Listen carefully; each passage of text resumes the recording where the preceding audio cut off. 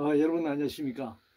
2023년 제8주차 2월 20일에서 2월 26일 사이의 주간 정세 동향을 말씀드리겠습니다. 먼저 정치 분야입니다. 윤석열 정권은 노동계급에 대한 분할 지배 전략을 통한 민주노총에 대한 공격을 강화함으로써 미약한 지지를 높이는 데 악용하고 있습니다. 국민의힘은 내년 총선을 앞두고 윤석열 정권 친정체제 구축을 위한 당대표 선거를 진행 중에 있습니다.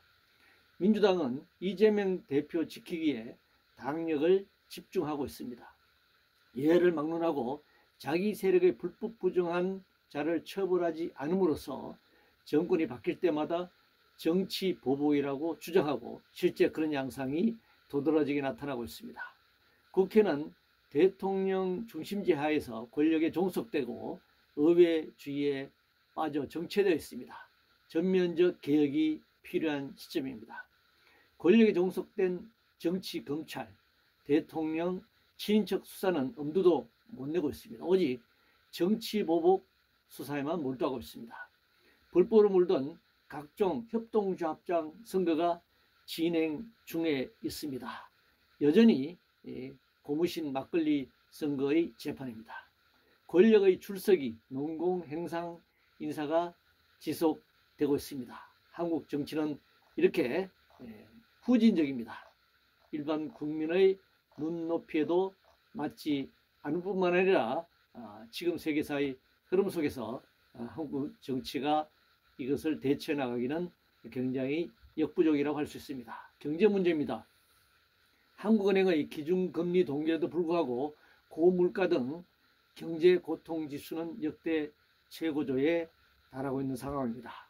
우크라이나 전쟁 여파로 에너지 가격 상승이 가져온 결과 무역 적자 수지가 지속되고 있습니다. 에너지 절감 위해서는 생산과 소비의 전면적 축소 조정이 필요하고 에너지 빈곤층에 대한 정부 지원 확대가 필요합니다. 미국의 보호무역주의 정책으로 한국 기업의 대미 직접 투자가 증가하고 있고 자본 유출은 심각한 상황입니다. 국채은행의 민영화 조치로 금융 수탈이 가속화되고 있습니다. 국채은행의 민영화가 가져온 결과라고 할 수 있습니다. 특별세 도입 이전에 부유세를 포함해 조세 부담률을 OECD 평균 이상으로 올려서 복지를 확대해야 할 것입니다. 벤처, 플랫폼, 스타트업, 신산업 또는 신기술의 이름으로 4차 산업혁명은 기존 산업 및 일자리와 충돌하는 상황입니다. 로또기든 타다든 자본의 새로운 이윤 창출을 위한 방안입니다. 규제를 역시 강화해야 할 것입니다. 인공지능 등 모든 기술은 인간의 삶의 질을 높이고 궁극적으로 행복을 추구하는 데 이용되어야 할 것입니다. 주식은 물론이고 펀드 등 대부분의 금융상품은 투기적으로 거래되고 있습니다. 특히 금융사기를 통한 이득은 다수의 주민을 털어가는 범죄 행위로 강력하게 처벌해야 할 것입니다. 특히 권력과 결탁되어 있다면 더더욱 중요한 범죄로 취급해야 할 것입니다. 한국의 대기업은 재벌을 의미합니다. 정부의 지원과 특혜 속에 부를 세습하고 있습니다. 경영권 방어를 위해서는 국가의 손을 내밀면서 노동자, 소비자들의 경영권 참여에 대해서는 경영 정권을 주장하는 재벌 대기업, 자본의 태도입니다.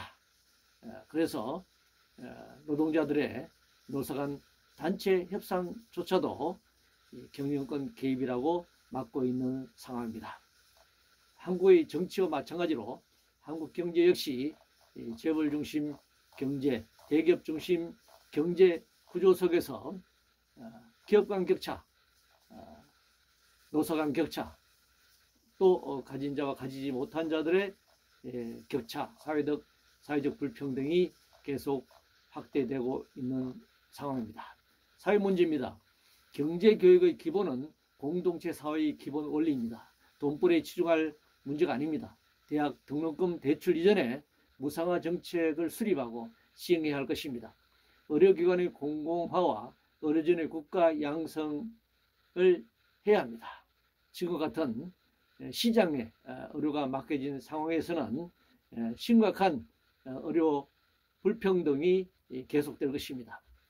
모든 것을 자유시장의 경쟁과 효율에 맡겨놓고 출산율이 높아질 것이라고 기대하는 것은 환상입니다. 남녀뿐만 아니라 수십 개의 생물학적 성이 존재한다는 세상에 성을 남녀 단 두 개로만 분리해서 규정하고 법과 제도를 운영하는 단계는 지났습니다. 삶의 질 OECD 36위 성장해서 평등으로 나아가야 할 것입니다. 재벌 언론사의 종편 방송 허용에서부터 문제가 시작됐습니다. 국민 주권인 방송 주파수를 재벌에게 확대한 것은 잘못입니다.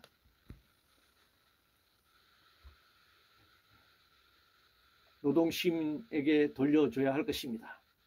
학생들의 문해력을 높이기 위해 신문 읽기가 필요하다는 주장은 매우 위험합니다. 수구보수 자본 편향 신문이 다수인 현실에서는 더더욱 그렇습니다. 가짜뉴스 90%가 정치권 SNS에서 생산된다는 조선일보의 주장이 가짜가 아닌가 묻고 싶습니다. 자기가 지지하지 않는 정권을 악마화해 버리는 저주와 혐오의 집회가 계속되고 있습니다. 추모조차 제대로 할 수 없는 사회에서 안전을 기대하기는 어렵습니다. 노인 무임승차는 무상승차로 바꿔야 합니다. 세대 간 갈등 아닌 세대 간 연대 개념으로 바꿔야 할 것입니다. 높은 노인 빈곤율과 삶의 질 하락이 계속되고 있습니다. 한국의 후진적 정치, 불평등한 이 경제 구조가 사회에 그대로 반영되고 있는 현실입니다.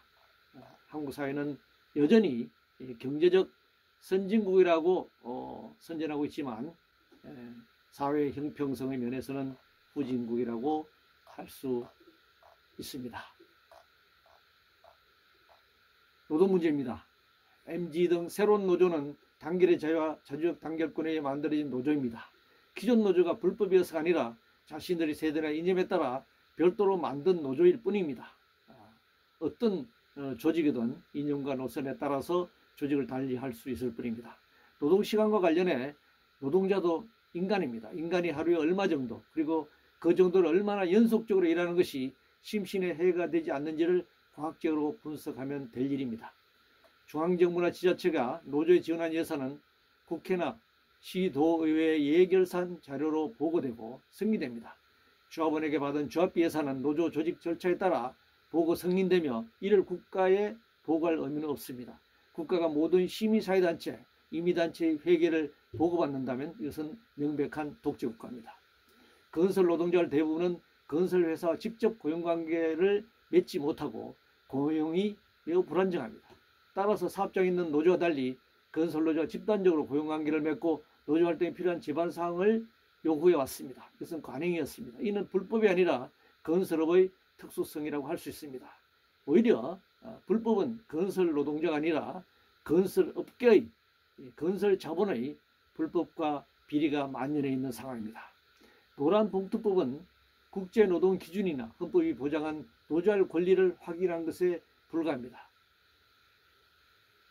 노사분교 과정에서 일어나고 있는 점거는 노사분교의 한 형태입니다. 노사분교의 대부분의 귀책 사유는 자본의 억압과 착취가 그 원인이라고 할 수 있습니다. 윤석열 정권은 민주노총과 건설노조, 화물연대, 그리고 노조회계 다방면에 걸쳐서 노조를 공격함으로써 반사 이익을 얻고 있습니다만 이것은 노사 간의 안정을 해치는 일이고 정권에게도 도움이 되지 않을 것입니다. 생태 환경 문제입니다. 쌀 문제를 넘어 곡물 작업도 제거와 식량위기 대처 방안을 마련해야 할 때입니다. 기후기 시대에 더욱 산림과 환경을 파괴하는 설악산 케이블카를 허용하는 방침은 폐기되어야 합니다.